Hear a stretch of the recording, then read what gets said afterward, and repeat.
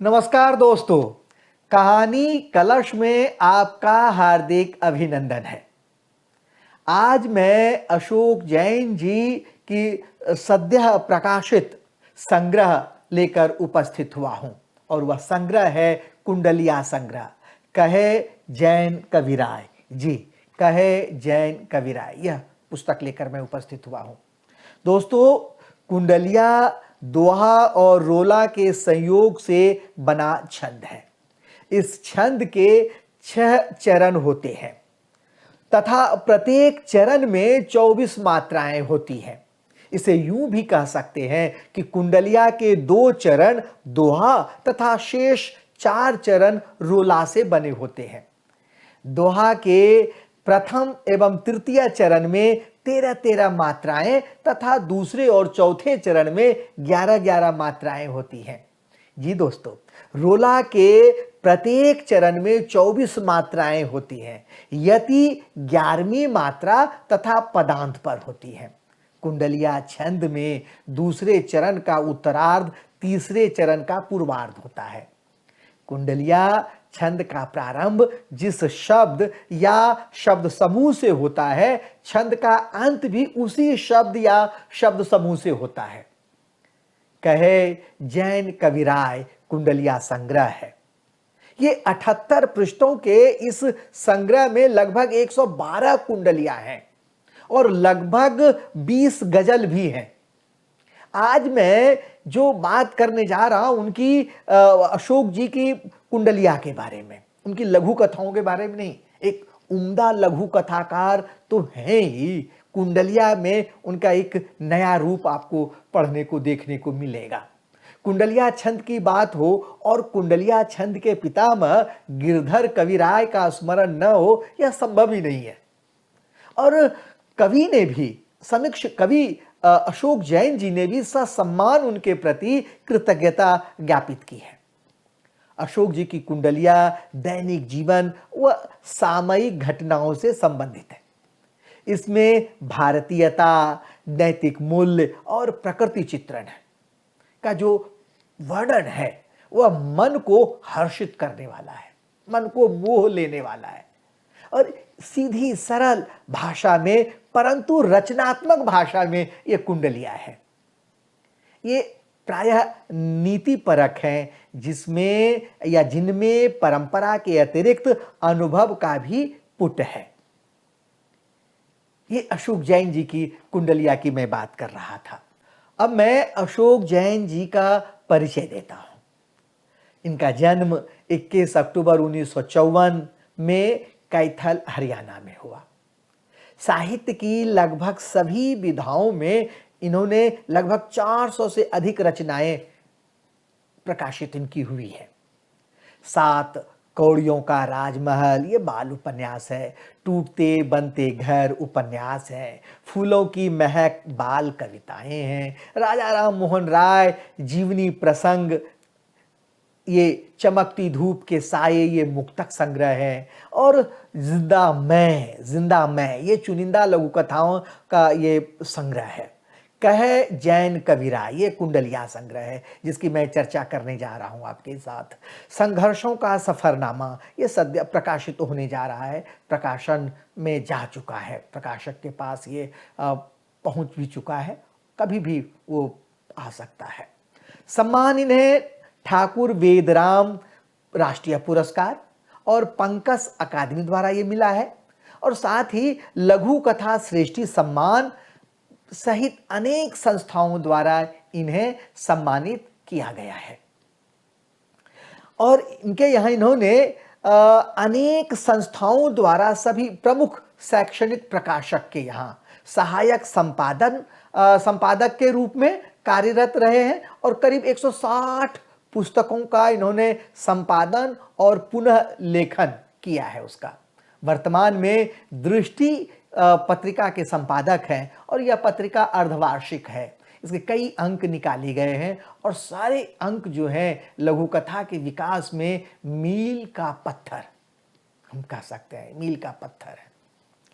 बात हम इनकी जब कर रहे हैं कुंडलिया की, इसकी इस पुस्तक के बारे में पहले मैं इनके कुछ कुंडलिया आपको सुनाता हूं और उसके बाद फिर मैं आपको बताऊंगा, इस कुछ और जानकारी मैं दूंगा। जैसे मैं आपको 93 नंबर पर ये कुंडलियां हैं वो मैं सुना रहा हूं। पीले फूलों ने किया सरसों का श्रृंगार, पीले फूलों ने किया सरसों का श्रृंगार, धरा सुगंधित हो गई देख वसंत बहार, देख वसंत बहार। पड़े सर्दी को ताले, छटी हर तरफ धुंध और फैले उजियाले, छटी हर तरफ धुंध और फैले उजियाले। कहे जैन कविराय हुए नर नारी रंगीले, सब होली में मस्त दिखेंगे नीले पीले, नीले पीले। जी, ये इन्होंने प्रकृति का वर्णन किया, वसंत ऋतु का वर्णन किया है। एक मैं और आपको सुनाने जा रहा हूं कि खुले खुले द्वार पर ठहर कर नेता करें पुकार। राजनीतिक देखिए, खुले द्वार पर ठहर कर नेता करें पुकार, मुझको जीत दिलाइए तब होगा उद्धार, तब होगा उद्धार। भरूंगा घर में सब कुछ, पूरी होगी आस और खुश होगा इच्छुक। कहे जैन कविराय वोट मांगी जा घर घर, नेता दिखा प्रसन्न आज हर खुले द्वार पर।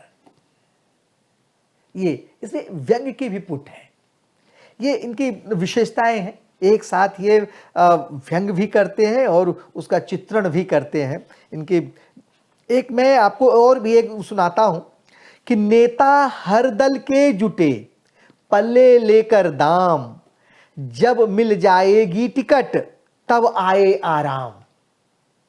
व्यंग देखिएगा, नेता हर दल के जुटे, पल्ले लेकर दाम, पल्ले लेकर दाम, जब मिल जाएगी टिकट तब आए आराम, तब आए आराम।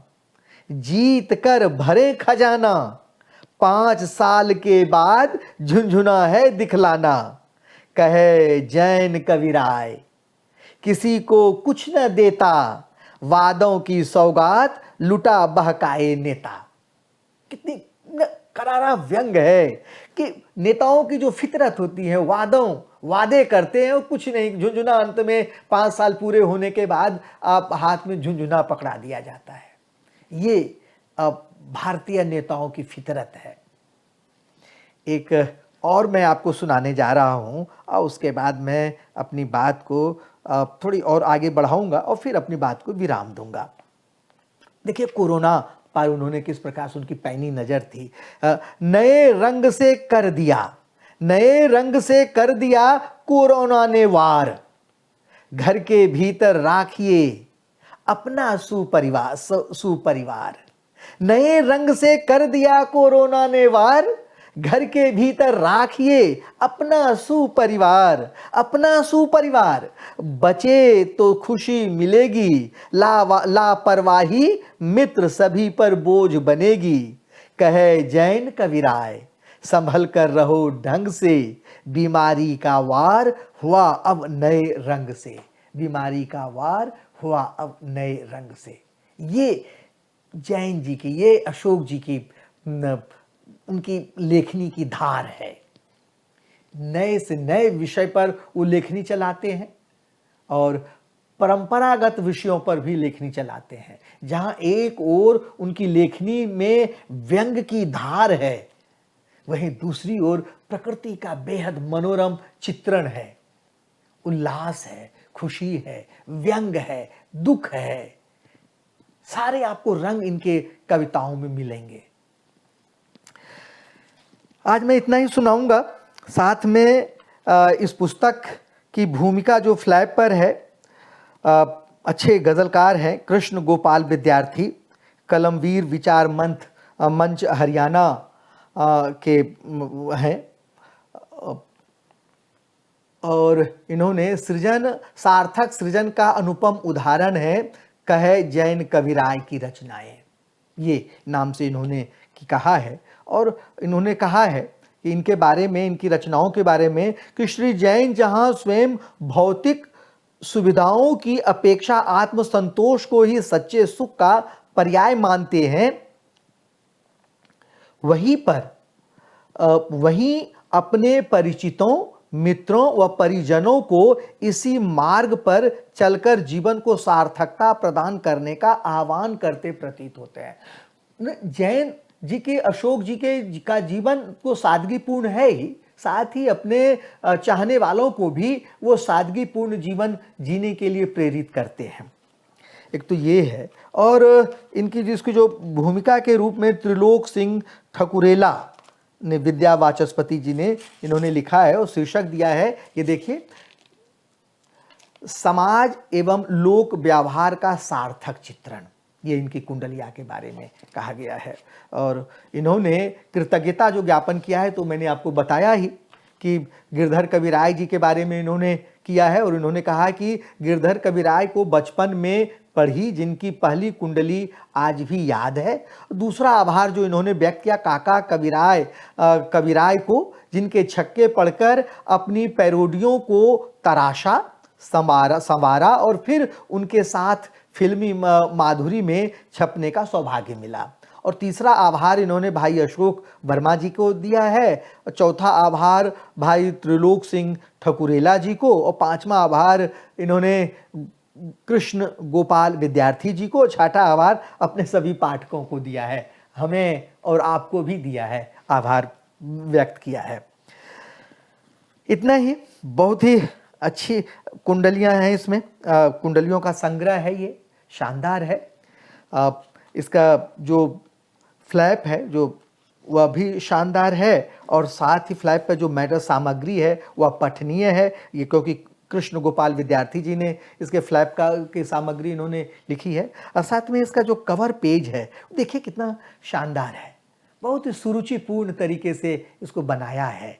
तो मैं अशोक जी को बहुत बहुत बधाई देता हूँ, हिंदी के पाठकों को बहुत बहुत बधाई देता हूँ कि उन्हें नए मिजाज की कुंडलियाँ पढ़ने को मिलेंगी। अशोक जी को धन्यवाद तो इसलिए देता हूँ और बधाई भी देता हूँ कि उन्होंने हिंदी साहित्य को अपने नए मिजाज की कुंडलियों से भरा है, उसकी श्रीवृद्धि की है।